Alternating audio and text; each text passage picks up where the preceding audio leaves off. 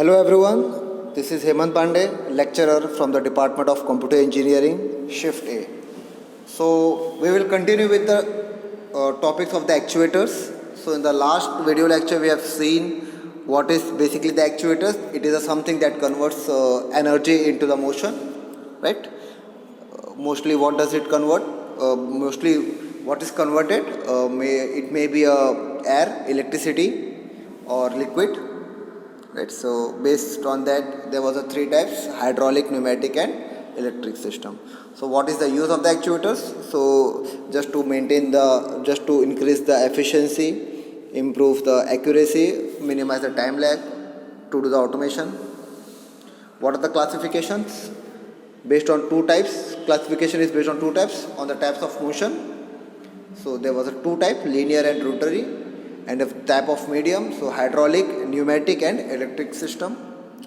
So this was so we have seen the different aspects in the hydraulic actuation system, the pneumatic actuation system, right? So and the electrical actuation system. So in the electrical actuation system we have seen the switches, two type of switches, so switching device and solenoid type devices. Now let us do one very important from the electrical actuation point of view, that is a stepper motor. Now what do you mean by stepper motor? Right? We know that what is motor, right? What is a motor? It is a device which convert electrical energy into motion, basically a circular motion, right? So it is also motor, so it will do the same only. But the only difference, it will not rotate in the continuous manner. It will move in the step, right? For example, if you have seen the needle of the watch, the needle of the watch don't move in the continuous manner, it moves in the step, right? So that is a stepper motor. What the application you have seen in the printer, right? The motor which is used in the printer, you have seen it is a paper comes out in the step, right? So let us see what is a stepper motor and what is the working principle of a stepper motor.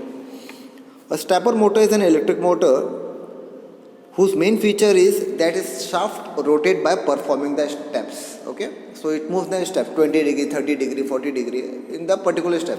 Suppose it moving in 30 degrees, so 30 degree, then 60, then 90. So like this it completes its rotation, one cycle. Okay, that is by moving a fixed amount of degrees. These features also make it fit for a wide range of application, right? So because of this we can use stepper motor in various application. So this is a diagram, right? I will explain you how it moves. So you can see here there is a 4 poles, on that there is a winding, right? And when the electric will supply on that winding, what will happen? It will create a magnetic field, right? And between that there is a one rotor. What will rotor will do? Rotor will also get magnetic flux. So when the two flux will interact with each other, what will happen? The torque will produce and that rotor will get deflected, right? Suppose, I will explain you, just listen carefully. Suppose when the switch A is on, right? That is this one. So what will happen? The current will flow in this winding, right? And when the current will flow in this winding, what will happen? Magnetic field will be created and this rotor will move towards this side, right? Then what we will do? We will again switch off the switch A and we will switch on switch B, and switch C and D will also automatically will be switch off only. Okay, means initially all the switch will be switch off. Then we will first on the A, then next we will be on B, right? When we will switch B will be on, what will happen? This stepper will deflect to here. Yeah, so means it will taking a degree of 90, right? Then what we will do? We will again switch off the B and we will switch on C, right? Now what will happen? It will come to this side, right? Then we will off C and we will on D, and then it will come this side.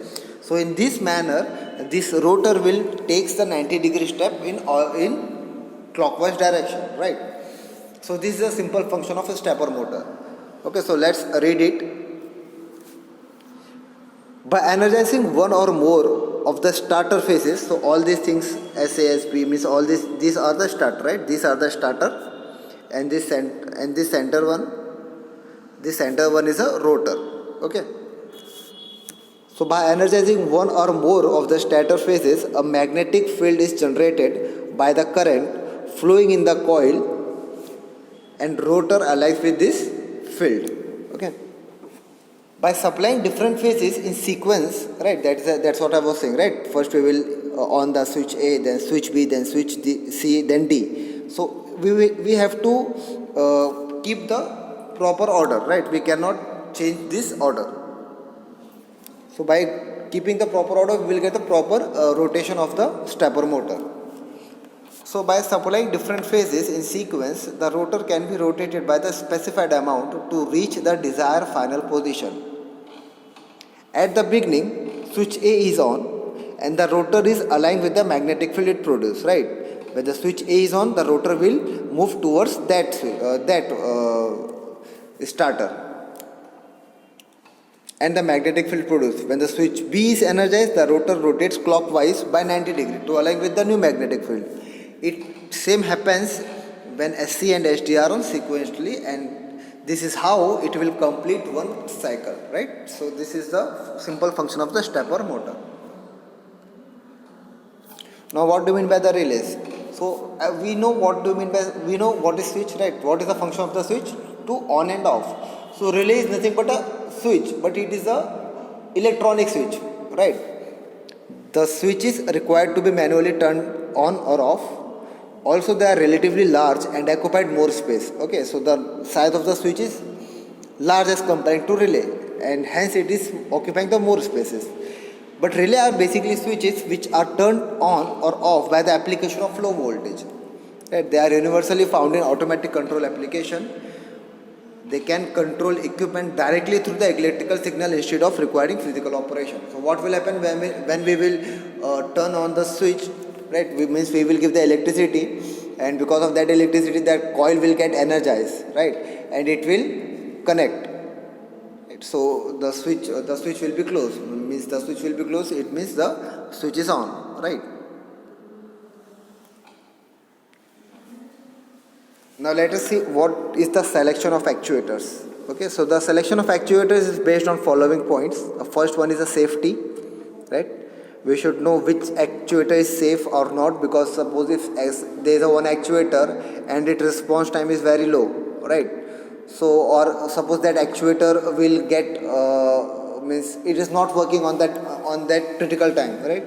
So we cannot use that actuator, right? So because if in the medical field or any chemical field, right, or there is a field in which the temperature or anything, we have to control it. We cannot bear that if it will be increase or decrease. So in that case, we use a very safety types of actuators. Reliable operation, whether that actuator is reliable or not, means you have to be reliable on that. Control and process system performance, right? So depends on the control and performance of the system. Inaccessible or remote valve location. Suppose the plant is very far from the control room, right? So whether that actuator is working in that condition or not, we have to see that criteria also. What is the cost of the actuator, right? The cost of the actuator should be in your budget, right? Depends on the application, right? So you have to, when you are going to buy the actuator, you should know what is the cost of that actuator. Environment, right? So it is a very important. Suppose you are using actuator in a very hot area, right, or in very cold area, or on you are using on the machine and that machine is vibrating, right? Or you are using actuator which is around the liquid or fluid or a moist type of climate. So you have to see where you are using that actuator, right? So that it should not get hampered by the neighbor environment, right? So that is also a very important point. And the last one is emergency response and whether it is fail to safe or not, right?